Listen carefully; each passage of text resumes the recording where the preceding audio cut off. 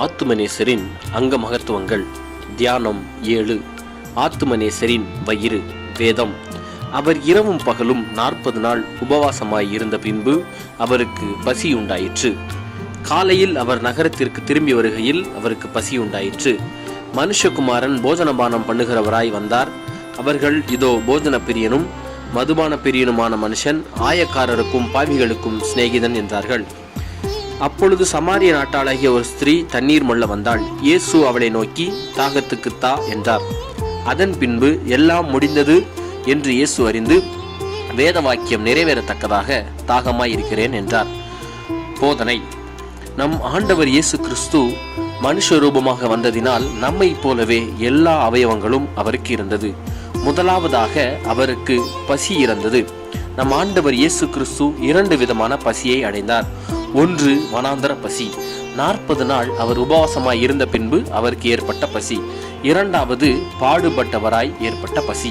அவர் பாடுபடுகின்ற வாரத்தில் பகலிலே எருசலேமிலும் இரவிலே ஒலிவமலையும் தங்கினார்.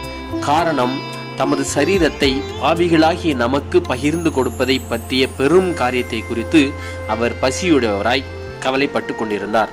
இரண்டாவதாக நம் ஆண்டவர் இயேசு கிறிஸ்துவுக்கு தாகம் இருந்தது. எப்படி நம் ஆண்டவர் இயேசு கிறிஸ்து பசியாய் இருந்தார் என்று நாம் பார்க்கிறோமோ, அதே போல வேதாகமத்தில் 2 இடத்தில் அவர் தாகமாய் இருந்தார். ஒன்று சமாரிய நாட்டில் அவருக்கு தாகம் ஏற்பட்டது. இரண்டாவதாக சிலுவையில் அவருக்கு தாகம் ஏற்பட்டது. மூன்றாவதாக நம் ஆண்டவர் இயேசு கிறிஸ்துவின் வயிற்றை கொண்டு அவருக்கு நம்மை போல நாம் செய்த பாவங்களுக்காக தேவையற்ற பட்ட பெயர்கள் உண்டானது.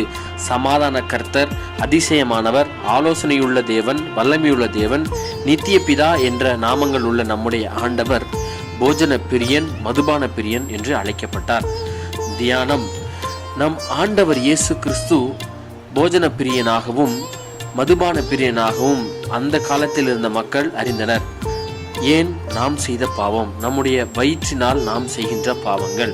நம்முடைய பசியை ஆற்ற, நம்முடைய பசியை மாற்ற நம் ஆண்டவர் இயேசு கிறிஸ்து பசியடைந்தார்.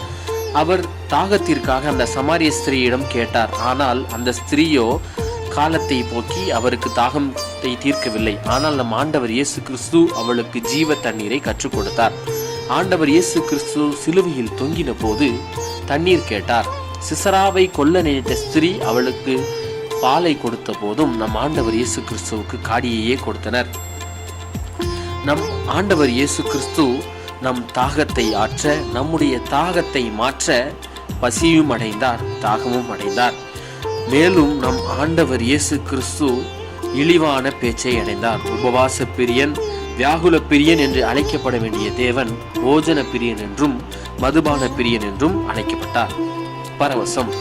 எலியாவை போஷித்த நம் ஆண்டவர் இயேசு கிறிஸ்துவால் தன் பசியை ஆற்றியிருக்க முடியும்.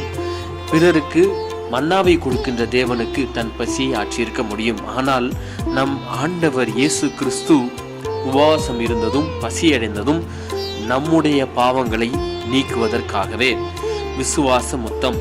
நம் ஆண்டவர் இயேசு கிறிஸ்து நம்முடைய இழிவை மாற்றுவதற்கு பசியை அடைந்ததை நோக்கி அவருடைய வயிற்றை நாம் முத்தமிடுவோம். ஜெபம். எங்களுடைய நிமித்தமாக இரவும் பகலும் உபவாசம் செய்த எங்கள் ஆண்டவர் இயேசு கிறிஸ்துவே, நாங்களும் எங்களுடைய சரீரத்தை உமக்கு உகந்த அவயவங்களாக ஒப்பு கொடுத்து உபவாசம் இருந்து இந்த பிசாசையும் உலகத்தையும் வெற்றி சிறந்து உம்மண்டை கிட்டி சேர எங்களுக்கு பலனை அனுகிரகித்தருளும். பிதா, குமாரன், பரிசுத்த ஆவியின் நாமத்தினாலே ஆமென்.